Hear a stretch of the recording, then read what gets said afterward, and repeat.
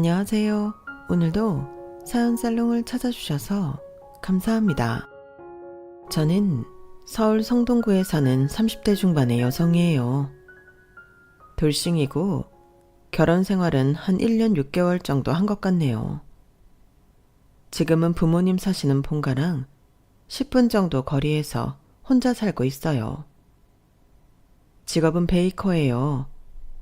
왜 요새 다들 셰프로 많이 퉁치는데 저는 종로 쪽에서 아기자기한 빵집을 하고 있어요.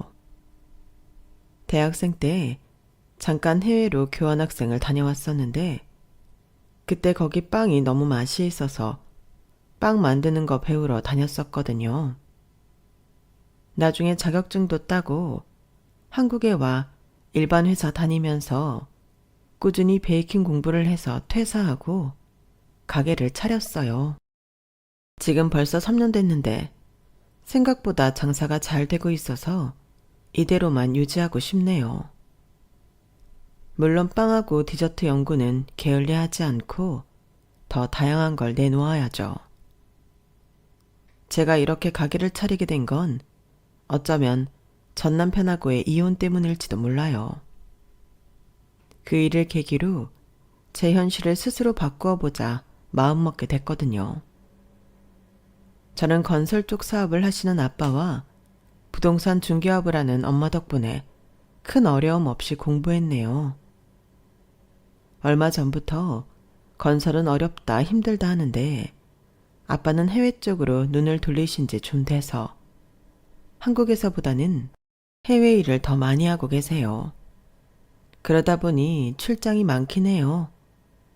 아빠도 엄마도 독립적인 성격인데 그걸 저도 똑 닮아서 대학에 가서부터는 제가 아르바이트하며 용돈 벌고 돈 모으는 재미를 알았어요. 제가 좋아하는 일을 찾아서 돈을 버는 게 즐겁다는 걸 그때 알게 됐죠.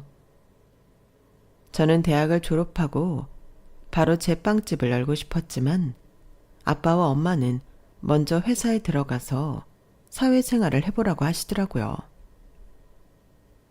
회사에서는 네가 그동안 만나볼 수 없었던 부류의 사람들하고 같이 할 수 있어. 거기야말로 사회가 어떻게 돌아가고 사람들이 어떤 식으로 생각할 수 있는지 알 수 있는 곳이야. 아빠 인생 경험에서 나온 말이니 꼭 먼저 회사를 다녀봐라. 그래, 엄마 생각도 아빠랑 같아. 그리고 나는 네가 안정적으로 월급 받으며 일하면 좋겠다.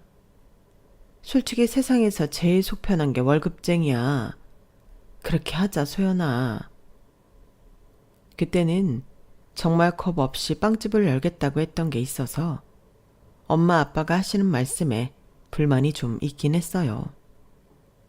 그래도 아빠 말 들어서 손해날 거 없다는 걸 알기 때문에 취업 준비를 하고 회사를 들어가게 됐죠. 그렇게 회사 생활을 하다 보니 제가 정말 뭘 믿고 무턱대고 제 사업을 하겠다고 했나 싶더라고요. 많은 걸 배운 거죠. 아빠 엄마 말씀이 맞았던 거예요. 사회 경험이 전혀 없는 상태에서 꿈에 부풀기만 해서 일을 벌이는 건 아니었던 거예요. 회사에서 보니까 제품 하나 만드는데도 고려해야 할 사항이 너무 많고 이게 사람들의 기호에 맞는지도 충분히 조사를 해야 하더라고요. 그런 것도 모르고 저만 좋으면 다 좋아해 줄 것 같은 기분만으로는 아마 실패할 게 뻔했을 거예요. 그렇게 일을 하다 보니 엄마 말씀처럼 그냥 쭉 월급 받고 사는 것도 나쁘지 않겠다는 마음이 들더라고요. 그래서 이대로 회사 생활을 계속할까 생각하던 차에 남편을 만나게 됐어요. 2년을 사귀고 결혼을 했죠. 그런데 사람하고 몇 년을 사귄다고 해도 같이 살아보는 게 아니면 그 사람의 전부를 알 수 없더군요. 남편이 그랬어요. 좀 개성은 없어도 착한 사람이라고 생각했는데 어찌나 자기네 집만 아는지 지금 떠올려도 치가 떨리네요. 한때 좋아했던 사람이 이렇게까지 싫어지다니. 그런 거 보면 사람 관계 참 별거 아니에요. 그리고 남편보다 시동생하고 시어머니가 진짜 인간도 아니라는 말이 절로 나오네요. 시동생은 어찌나 싸가지가 없는지요. 저랑 나이도 비슷한데 저런 것들 때문에 젊은 사람 다 싸잡아 욕먹는다 싶은 생각이 들 정도였어요. 그럼 지금부터 본격적으로 제 기막혔던 그리고 짧았던 결혼 생활과 시댁 이야기를 해볼게요.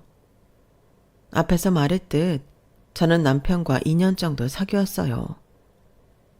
여행 카페에서 친해진 지인 소개로 만나게 됐는데 착해 보이는 인상이 마음에 들어 계속 만났어요. 실은 남편이 먼저 저를 소개해달라고 해서 만나게 된 건데 저도 그 사람한테 호감을 느껴 사귀게 된 거죠. 그러다 보니 결혼을 하게 됐고요. 저와 남편 사이를 연결해준 친구는 남편이 착한 것 같기는 한데 어째 속을 잘 모르겠다며 신중히 고려해보라고 했어요. 사람 마음이 이상한 게 주변에서 그런 말을 하면 속물처럼 따지는 느낌이 들까요? 그 지인 말처럼 남편을 두고 신중히 고려하는 게 제가 이것저것 계산하는 것 같아 참 별로더라고요. 그래서 저는 이런 말을 했어요. 형석이 오빠 좋은 사람이야. 너도 그래서 소개해준 거잖아. 결혼은 뭘 따지는 게 아니라 마음이 맞으면 하는 거 아니겠어? 그래, 네 뜻이 전 그렇다면야 내가 뭐라고 하겠어. 부모님도 허락하셨다니 내가 주제 넘었나 보다. 친구는 제가 딱 선을 긋는 게 서운했는지 그 이후 연락을 잘 안 했어요. 물론 결혼식에는 왔지만요. 저도 그 친구한테 미안해서 아직까지 연락을 못하고 있네요. 아무튼 결혼하고 신혼여행에서 남편이 하는 말은 정말 확 깨는 말이었어요. 소연아, 너 임신 빨리 할 생각이야? 갑자기 그런 걸 물어봐. 나는 좀 더 있다가 아이 생겨도 좋을 것 같은데. 왜? 빨리 갖고 싶어서 그래? 아니, 네가 그런 마음이면 다행이고. 내가 좀 알아봤는데 니네 회사가 임신하면 알게 모르게 사람을 이래서 좀 따돌리나 보더라고. 그러면 인센티브도 줄어들 테고 우리가 지금 바짝 벌어놓는 게 좋잖아. 혹시라도 네가 애 빨리 가진다고 할까봐 걱정했지. 우리가 그렇게 돈이 궁하지는 않잖아. 집 대출 나갈 게 있는 것도 아니고. 근데 뭐 그렇게 돈 걱정을 해? 돈은 많을수록 좋고 쌓아놓으면 이득이지 손해는 아니잖아. 너 돈에 대한 생각이 무른 건 아니겠지? 그렇게는 안 봤는데. 우리 회사보다 니네 회사 연봉이 좀 높은 것 같은데 돈 좀 번다고 펑펑 쓰고 살았으면 앞으로는 안 그러면 좋겠어. 이때 남편의 쪼잔함과 인간성을 알아봤어야 했는데 말이죠. 저는 남편이 꼼꼼해서 그렇게 말하나 보다 하고 말았어요. 저희 신혼집은 친정 부모님이 해주셔서 대출을 받지도 않았고 둘 다 빚이 있는 것도 아니라 돈돈거리지 않아도 됐어요. 아파트형 빌라로 입지가 좋은 데에 해주셨고 저희 같은 젊은 부부들이 많아 남편도 마음에 들어했어요. 신혼집을 저희 부모님이 해주신 건 시어머니가 신혼집 해둘 돈을 걱정을 꽤 하셨기 때문이었거든요. 엄마도 아빠도 돈 가지고 연연하지 않으셨고 무엇보다 집 때문에 신경 쓰면 생활 자체가 엉망이 된다고 해주신 거였어요. 그런데 결혼하고 시댁에 가보니 좀 이상했던 게 시어머니가 전에 인사할 때 살던 집이 아닌 다른 데로 오라고 하길래 이사 갔나 보다 하고 갔죠. 그랬더니 전에 집과는 비교도 안 되게 좋은 아파트인 거였어요. 물론 저희 친정처럼 한강뷰의 신축은 아니었지만 꽤 좋더라고요. 그래서 집에 오는 길에 남편한테 이사 간 거냐고 물어봤어요. 그랬더니 남편은 무심코 이렇게 말하더라고요. 아니야, 원래 우리 집이야. 왜? 전에 인사드리러 갔을 때는 그 집 아니었잖아. 집이 두 채야? 아, 그랬지. 그랬었지. 남편은 그제야 기억난 듯 머뭇거리며 말을 못하더라고요. 제가 계속 해묻자 남편은 어쩔 수 없다는 듯 이렇게 말했어요.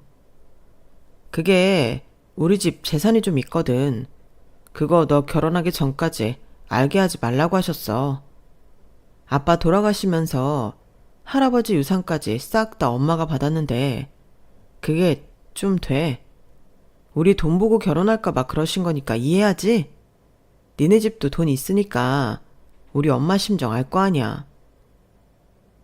아니, 오빠 말 따나. 우리 집도 돈 때문에 궁한 거 아닌데 꼭 그렇게까지 해야 돼? 좀 기분 상하는데? 뭘 이런 일로 기분 상해. 장인 장모님 사업으로 지금 부유하다고 해도 그런 거 무너지려고 하면 한순간이잖아. 혹시라도 우리 집에 사업 자금 손 벌릴까봐 끝까지 감추시려고 했는데. 그래도 장인어른 사업 그 정도는 아니라고 내가 잘 말씀드렸어. 그래서 원래 살던 데에서 보자고 하신 것 같네. 하긴 이런 거 숨긴다고 해도 오래 못 가니까.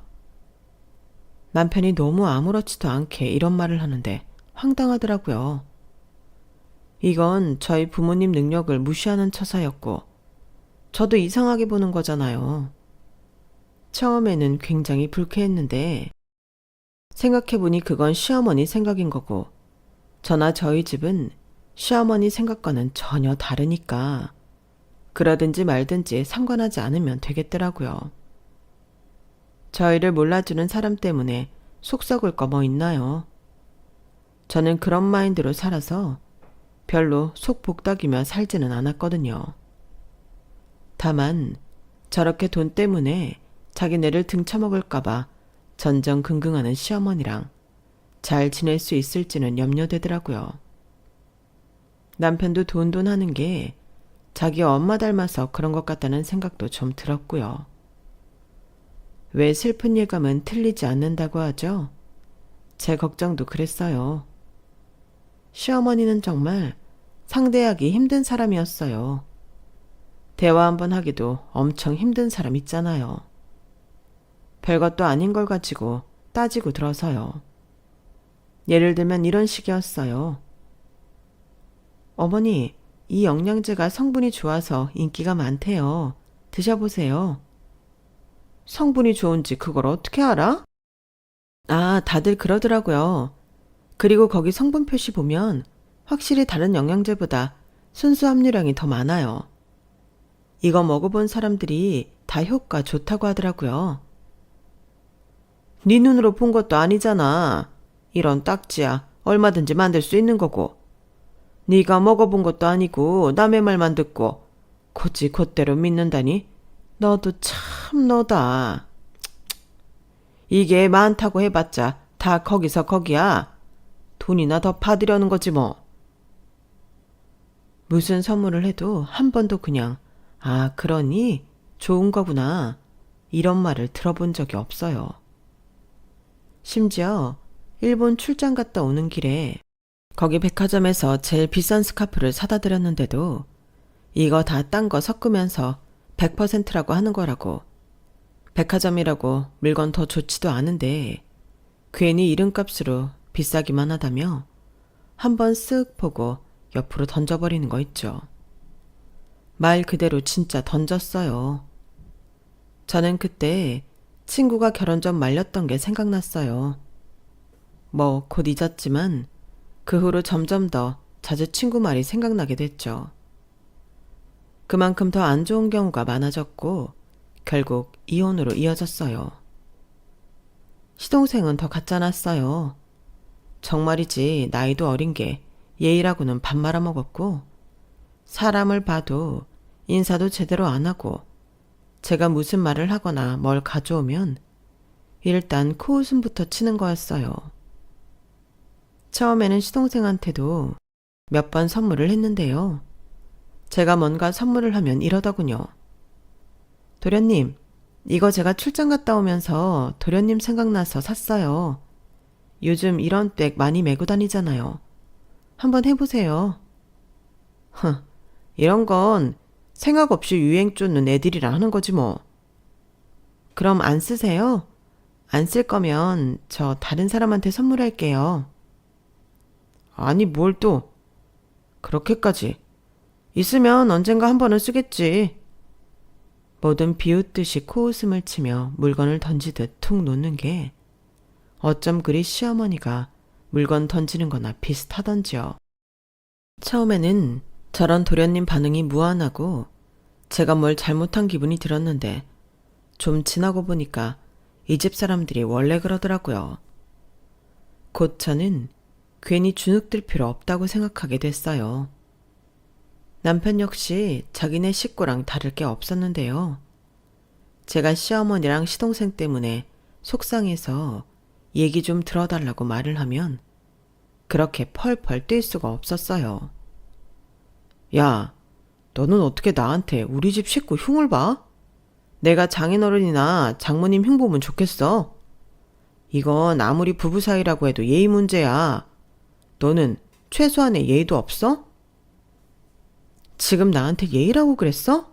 그래서 어머니랑 도련님은 나한테 예의 지켜? 오빠가 볼 때는 그래. 그게 선물 가져온 사람한테 할 말이야? 우리 엄마랑 진석이가 솔직해서 그런 거지. 예의 없는 건 아니지. 그리고 틀린 말도 아니잖아. 네가 너무 겉으로 보는 거에 홀리니까 하는 말이고 딱히 너한테 예의 없다는 거 못 느끼겠는데? 그리고 시댁 식구가 무슨 며느리한테 예의 따지고 해야 돼? 난 좀 이해 안 되네. 헐, 진짜 그렇게 생각한다고? 와, 오빠가 이럴 줄은 몰랐네. 그럼 우리 엄마 아빠도 오빠한테 예의 안 지켜도 상관없지? 야, 사위랑 며느리랑 같냐? 무슨 말도 안 되는 소리를. 몇 세기에 살다 오셨어요? 조선이야 여기가? 아 몰라. 나도 엄마 아빠한테 말해서 오빠한테 막 하라고 그럴 거니까 알아서 해. 야, 뭘 또 이런 얘기를 니네 집에 한다고 그래. 됐어. 왜? 찔리는 게 있나 봐? 아니면 왜 말을 못하게 해? 내가 뭘 또 말을 못하게 해. 유치하게 이 말 저 말 퍼뜨린다는 뜻이야. 정말 이렇게 고압적이고 자기 집만 하는 사람일 줄 꿈에도 몰랐네요. 저는 하루하루 답답함이 쌓여갔고 남편과도 갈등이 더해갔어요. 그래도 살다 보면 나아지겠지 했어요. 하지만 그건 저만의 착각이었어요. 결혼하고 6개월쯤 됐을 때 어버이날이어서 시어머니한테 선물을 했어요. 그런 날은 다른 선물도 드리고 같이 식사도 하고 그러잖아요. 피치 못해 못하는 사람도 있겠지만 대부분 그런 걸로 아는데요.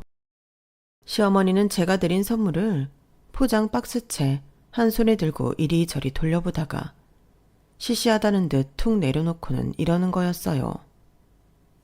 예, 네가 애쓰는 건 알겠는데 내가 미리 못 박아둬야지 안 되겠다 싶어서. 우리 집 재산 절대 며느리한테는 안 준다. 나야 바깥 양반 돌아가셔서 내가 받은 거고 너는 달라. 나는 내 새끼랑 들어온 사람 공동명의 같은 거 해줄 생각 없어.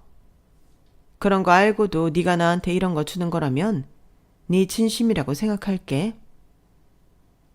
아, 그러시군요. 네, 그러세요. 저는 그냥 제 할 도리 하는 거니까요. 제 말에 시어머니랑 시동생은 또 피식 웃더라고요. 왜 그러는지도 모르겠더군요. 거기다 대고 시어머니는 이렇게 말을 덧붙였어요. 어쨌든 이 집 재산은 절대 며느리한테 안 준다. 시댁 재산 받겠다는 생각으로 시댁에 예의를 차린 것도 아니라 그러든지 말든지 넘겨버렸어요. 그걸 갖고 남편한테 뭐라고 해봤자 말이 안 통할 것도 뻔했고요. 대신 집에 와서 저도 남편한테 이렇게 말했죠. 오빠, 내가 무남 동료인 거 알지? 우리 집 재산은 다 내가 물려받아.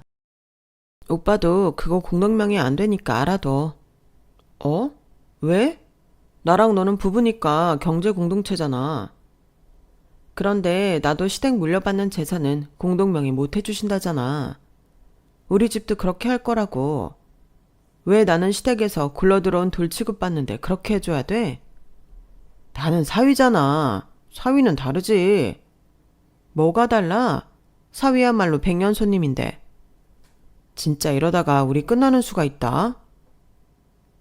제가 이렇게 말해도 남편은 전혀 위기의식을 느끼지 않았는데 지나고 나면 다 괜찮아질 거고 제가 뵐 수 있겠냐는 태도더라고요. 너 어차피 시간 지나면 다 풀리잖아. 네가 뒤끝이 없어서 너랑 결혼한 것도 있어. 그리고 화도 별로 안 내고. 이 인간은 그게 다 저 자신을 위해 화도 빨리 풀고 나쁜 일은 빨리 잊는다는 걸 몰랐던 거예요. 저 좋자고 하지 저를 화나게 한 사람 좋아서 그러겠어요.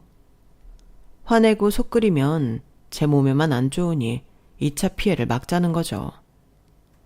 저는 그런 말 할 필요조차 느끼지 못해서 가만히 있는 지경이 됐어요. 이런 상태가 계속 가면 결혼 생활을 끝낼 수도 있는 건데요. 하지만 남편은 그런 생각은 전혀 하지 않는 것 같더라고요. 그렇게 시간이 가고 결혼 기념일이 돌아왔어요. 사실 결혼 기념이라고 해도 기념하고 싶지도 않았지만 그래도 같이 밥을 먹어야 하지 않을까 하는 생각이었어요. 제가 잘못된 생각을 한 날이라고 제 마음속에 도장을 찍어버리고 싶지 않아 뭐라도 같이 해보자 했던 것 같아요. 그런데 하필 그날 도련님 생일을 가족끼리 미기하겠다는 거였어요. 그럼 하루 미루면 안 되나? 우리 결혼 기념일은 딱 그날이라 겹치잖아. 진석이 생일 미리 하는 게 걔가 다음 날부터 여행 가서 그런 거잖아. 그냥 같이 하는 걸로 하자. 우리도 축하받고 좋잖아. 이미 정해서 통보하는 건데 제가 안 된다고 하면 또 시끄러워질 것 같더군요. 그리고 둘만 앉아서 밥 먹느니 다른 사람들하고 먹는 것도 나쁘지 않겠다 싶었어요. 그 다른 사람들이 시댁 식구들인 건 좀 별로였지만요. 결혼 기념일날 아침 일찍 엄마는 저한테 선물 쿠폰과 문자를 보내셨어요. 우리 딸 결혼 기념일 축하한다. 벌써 1년이구나. 시간이 빠르다. 오늘 김서방이랑 재미있게 잘 지내? 저는 당장이라도 전화를 해서 도련님 생일 식사랑 겹쳤다고 하소연하고 싶었지만 꾹 참았어요. 엄마는 좋은 날이라고 축하하시는데 그런 말을 하면 얼마나 걱정하실까 싶어서요. 도련님 생일 식사는 청담동에 꽤 비싼 레스토랑을 예약했더라고요. 뭐 시댁이 반포니까 그닥 먼 것도 아니고 그 집 식구들이면 거기서 식사하는 것쯤 별거 아니겠거니 하고 갔어요. 이미 시어머니랑 도련님이 제일 비싼 코스로 주문을 다 해놨더라고요. 생일 축하해요, 도련님. 제가 백화점 쿠폰 문자로 보내드린 거 보셨죠? 선물을 그걸로 대신할게요. 제가 하는 선물은 마음에 안 차는 것 같아서요. 아, 네. 뭐 대단한 걸 살 수 있는 금액은 아니지만 잘 받을게요. 형수님하고 형도 결혼 기념일 축하하고. 또 말 짧게 끝나는데 이건 지 형한테 했으려니 하고 넘어갔어요. 시어머니는 저희한테 축하한다 말 한마디 안 하고 음식 나오자마자 먹기 바쁘더라고요. 거기에 와인도 제일 비싼 걸로 시키고 사이드 메뉴들도 어찌나 비싼 것들을 시켜서 먹는지 넷이 식사하는데 꽤 많은 돈이 나오겠더라고요. 저야 코스만 먹어도 질려서 다 먹지도 못했고요. 왜 양식이 처음엔 맛있어도 계속 먹다 보면 좀 느끼하잖아요. 그런데 세 사람은 어찌나도 잘 먹던지요. 거기다 좀 창피했던 게 너무 개걸스러워서 좀처럼 남들 일로 부끄러워하지 않는 저도 거기 직원들 보기 민망했어요. 그렇게 다 먹고 났는데 시어머니랑 도련님이 먼저 일어나며 이러는 거였어요. 잘 먹었다 얘. 나는 지금 바로 친구들하고 공항 가야 돼. 괌에 가기로 했거든. 진석이도 친구들 만나서 거기서 자고 내일 아침 출발한다고 했어. 우리 먼저 간다. 네, 가세요. 잘 다녀오세요. 저는 당연히 계산을 시어머니나 도련님이 할 줄 알았는데 보니까 청구서를 그냥 놓고 가더라고요. 어? 어머니 청구서 놓고 나가셨는데? 직원 갖다 줄까? 아니야, 내가 오늘 산다고 말했어. 뭐라고? 나한테 그런 말 한 적 없잖아. 어차피 우리 결혼기념일 하려고 했잖아. 그걸 나 혼자 다 낸다고? 그렇게 생각했어? 네가 말 꺼냈지 내가 하자고 한 거 아니잖아. 그럼 오빠는 결혼기념일 그냥 넘어가라고 했어? 어차피 계속 사는 거 그게 그렇게 대수인가? 매일이 같은 날들인데 그런 기념일을 왜 하나 모르겠네. 돈만 나가고. 그럴 거면 생일은 왜 해? 명절은 왜 지켜? 매일이 같은 날들인데. 저는 거기까지 말하고 청구서를 남편 무릎 위로 툭 던졌어요. 그 집 식구들이 잘하는 행동 그대로요. 모르겠고 이건 오빠가 내. 여기서 제일 조금 먹은 사람 나인 거 알지? 나는 추가 주문도 안 시켰고 와인도 안 마셨으니까 많이 먹은 사람들이 내라고. 야, 나 오늘 카드 안 갖고 왔어. 그럼 현금 뽑아서 내.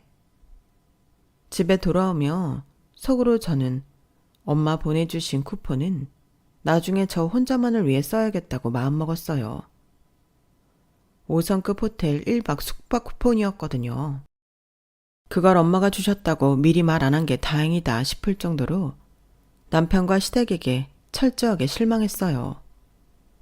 집에 오자마자 간단하게 짐을 쌌다가 이건 아니다 싶어 짐을 풀었어요.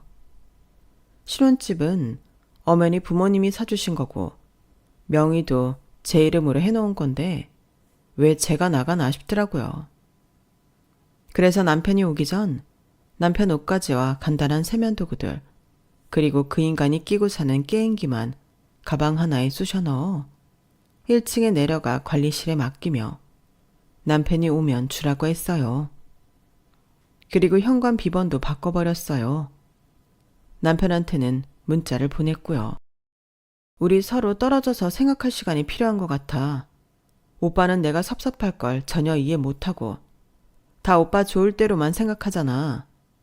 그러면서 나만 이상한 것처럼 구니까 이건 근본적으로 서로 안 맞는다는 거 아니겠어? 일단 떨어져 있어 보자. 오빠 집은 관리실에 맡겨놨어. 그렇게 해놓고 저는 핸드폰을 무음으로 하고 남편의 어떤 연락도 받지 않았어요.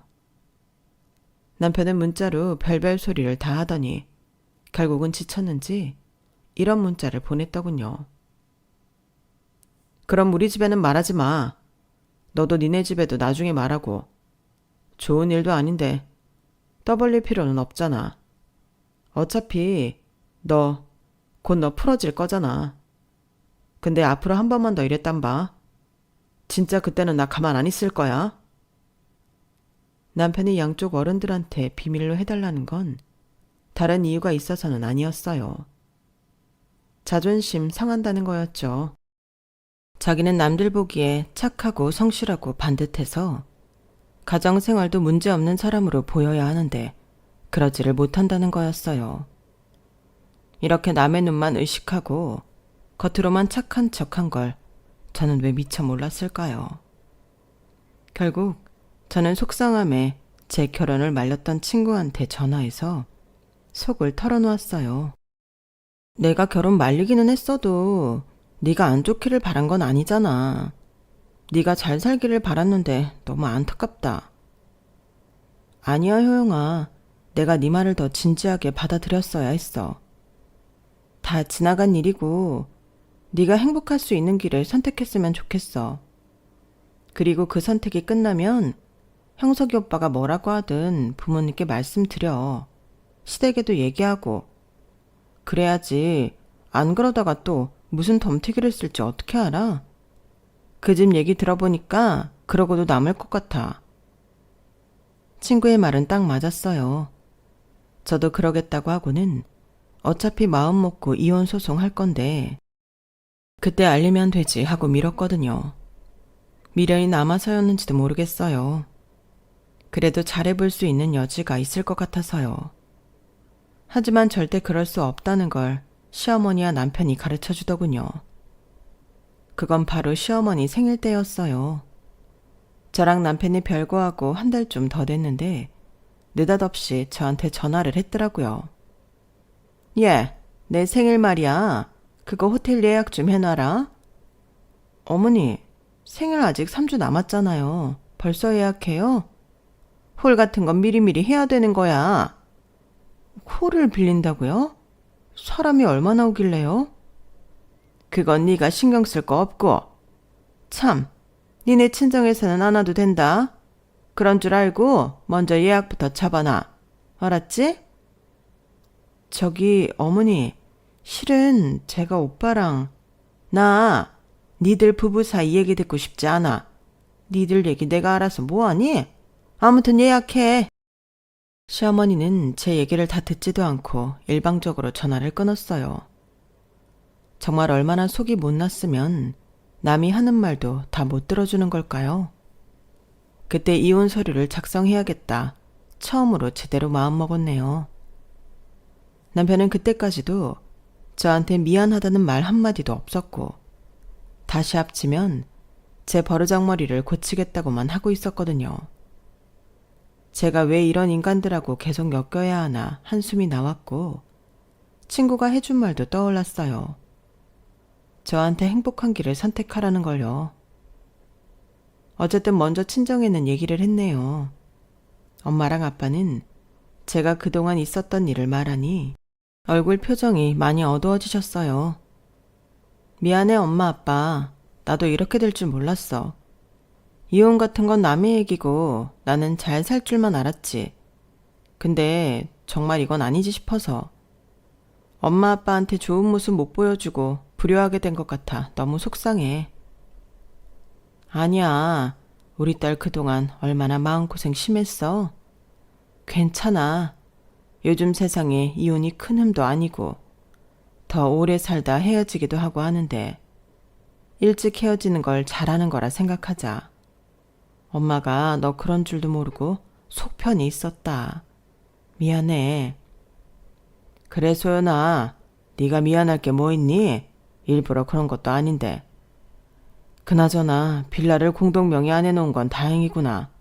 아니면 아주 골치 아플 뻔했어. 아빠는 엄마한테 그 지역 아는 부동산에 얼른 빌라를 내놓으라고 했어요. 그리고 저도 변호사 사무실에 가서 차로 준비를 차곡차곡 했죠. 그러다 보니 시어머니 생신이 돌아왔더라고요. 생신 바로 전날 저한테 연락한 시어머니는 이렇게 말했어요.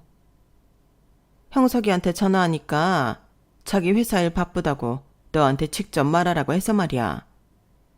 내일 내 생일에 2천만 원 들었으니까 아니다.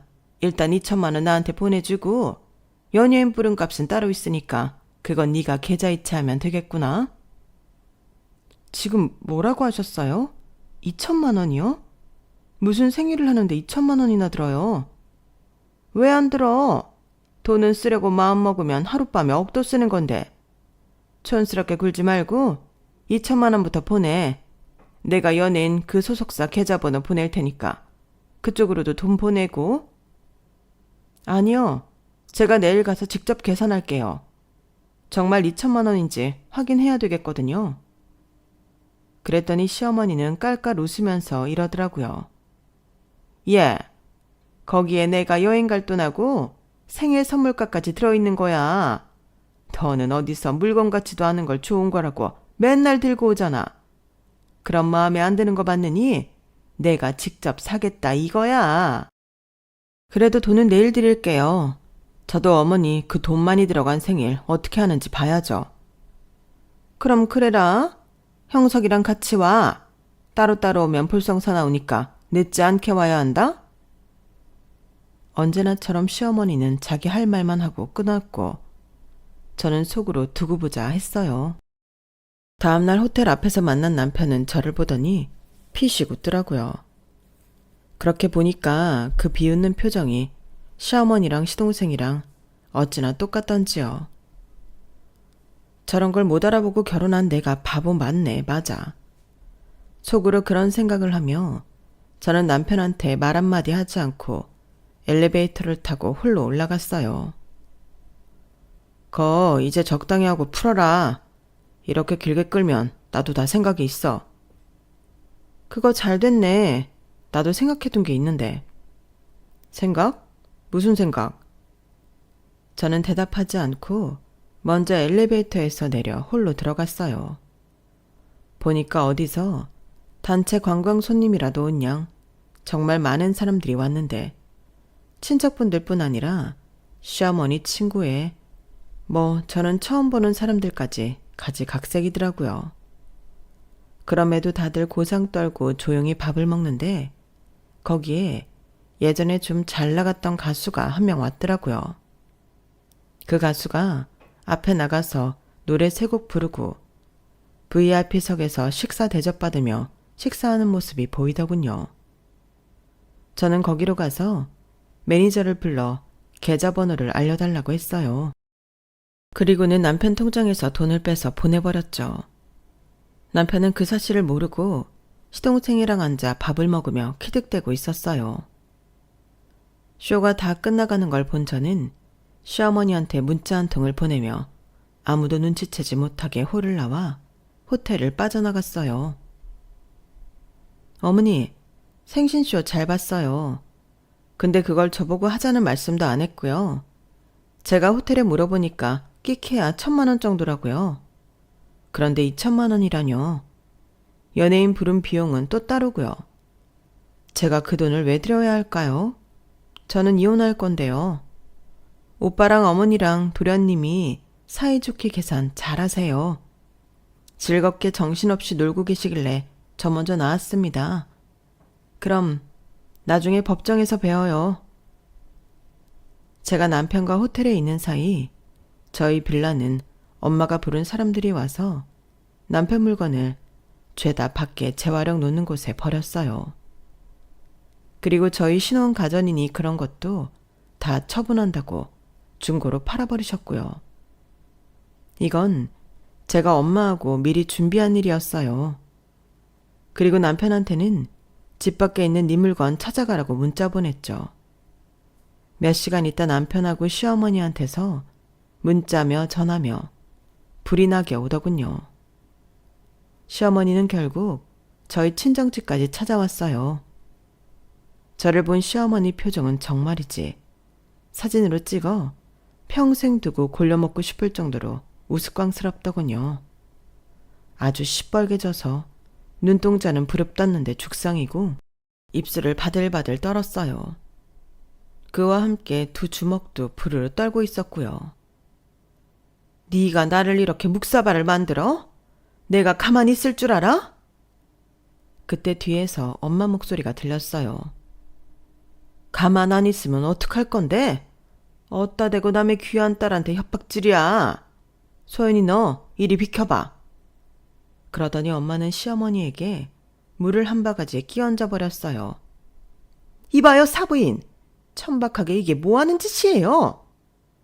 천박한 건 니네가 천박하지. 어디 남의 집 귀한 딸 등골을 빼먹으려고 작정을 해. 야, 니들이 돈이 많으면 얼마나 많고 얼마나 잘 살길래. 니네 아파트보다 우리 아파트가 더 비싸고 유산이 있어도 우리가 더 있어. 엄마, 유치하게 왜 그래? 이러면 저 사람들하고 똑같아지는 거야. 너무 열불이 터져서 그런다. 아니 어디 저런 사람들이 다 있어. 그러더니 엄마는 인터폰으로 관리실을 연결했어요.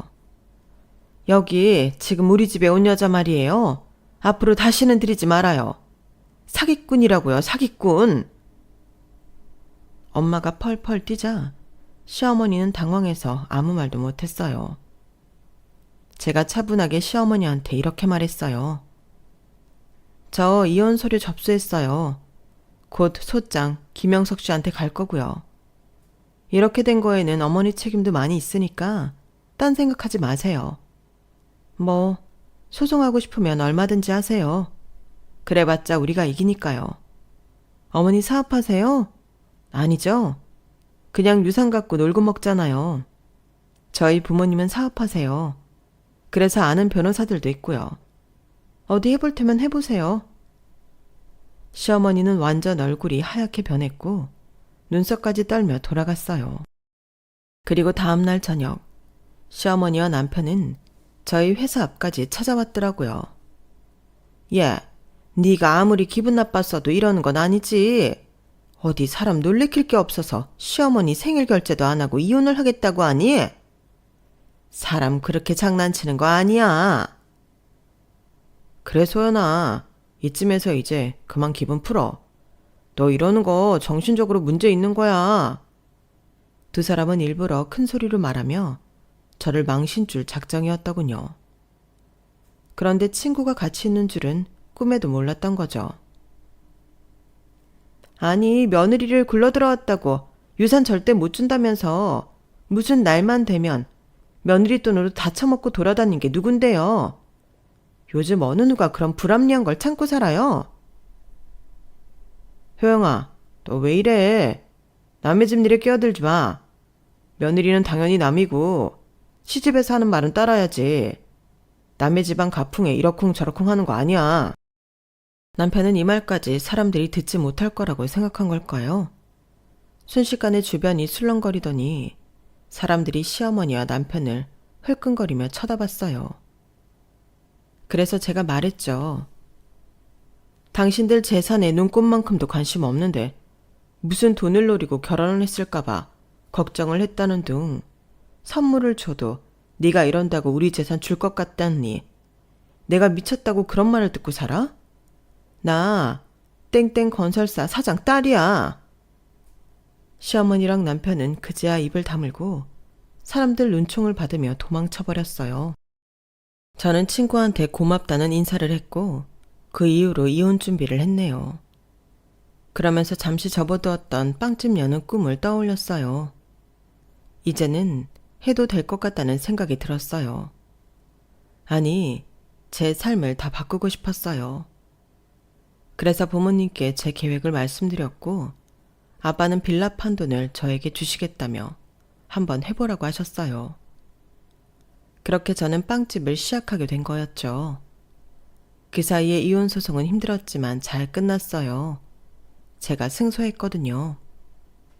남편과 시어머니 그리고 시동생까지 나서서 악다구니를 하며 저를 모함했지만 오히려 제가 시댁에 쓴 돈이나 용돈 보내준 게 다 자료가 남아있었고 시댁에서 저한테 준 건 하나도 없는 게 증명됐기 때문에 그런 것까지 다 저한테 유리하게 작용했어요. 판사님은 남의 집 딸도 귀하다며 그런 식으로 모함하지 말라고 따끔하게 말할 정도였어요. 그렇게 저희 파란만장하고 속상했던 결혼 생활은 끝이 났고 저는 지금 돌싱의 생활을 만끽하고 있어요.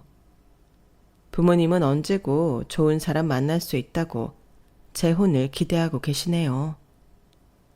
저도 영원히 혼자 살 것 같지는 않은데 어떻게 될지 두고 봐야겠죠. 이제는 결혼 전에 주변의 조언을 잘 들어야겠다 싶어요. 제 이야기는 여기까지고요. 다들 들어주셔서 감사해요. 가족들과 늘 행복하시길 바랍니다. 좋은 하루 되세요.